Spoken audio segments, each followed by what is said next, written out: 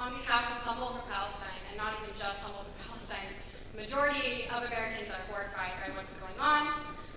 We are a community collective committed to educating the public about Palestine for nearly a year, and we expressed our deep concern and disappointment with the structure of this event. It deliberately excludes a crucial Palestinian voice by failing to invite local activists who have tirelessly organized educational and cultural events on this issue. It also disregards the expertise of Cal Poly scholars who study this topic, while neglecting the inclusion of those involved in the encampment protests. Instead, the event gives a platform to individuals responsible for causing harm to students, framing this gathering as a celebratory occasion where the ongoing genocide in Palestine is reduced to a casual conversation over food, dangerously normalizes violence and erases the suffering of millions. We are appalled by the blatant disregard for the gravity of this issue and the silencing of voices that refuse to accept the normalization of this violence, of this genocide. We begin this with a quote from Palestinian American scholar Edward Said. Humanism is the only, I would go so far as saying the final, resistance we have against inhuman practices and injustices that disfigure human history. Embody your own humanism. Recognize that this is genocide and we're paying for it. If genocide is okay to live stream, what else is it okay to do? Is it okay that we're sitting here having a conversation about the history of this region of the world when its indigenous people are being genocided, starved, and tested on for U.S. weapons? I want to share a quote from my friend in Ramallah. She says, "I'm so tired of hearing warplanes overhead and knowing they're going to Gaza. My heart is broken and cannot break more. I open Instagram and see the most horrifying images of children, and I won't let myself scroll on.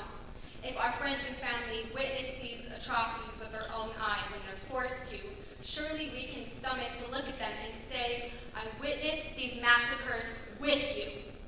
Are you witnessing these massacres? You fucking witnessed these massacres. Taking them in, letting them move you. If you were, I do not believe we would be gathering like this.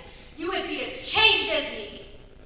Sickened at the thought of this event as a community dinner conversation centered on anything other than a plan for ending arms to Israel and a complete dismantlement of the genocidal settler state. Facts. Language matters.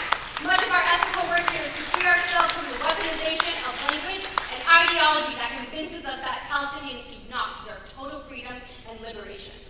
Language that normalizes atrocities perpetuates the violence of these atrocities.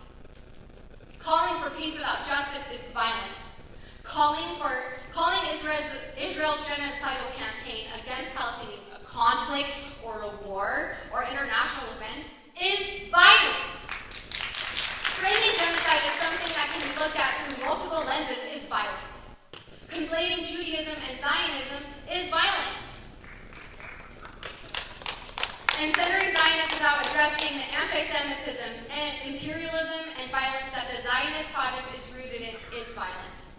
How dare any person here call for peace without naming the occupation, the ethnic cleansing, and the genocide? Asking us to be peaceful about this is asking Palestinians to accept this violence against them, to request that they accept it quietly, to not resist ethnic cleansing, apartheid, killing, and hostage-taking for 76 years. If you are one of the many people who believe that the subjugation and dehumanization of an entire population of people equals peace in the region, then you are the ones who normalize violence in this world. Without calls for the liberation of Palestinians, we are all just settlers who cannot imagine decolonization beyond empty land acknowledgements.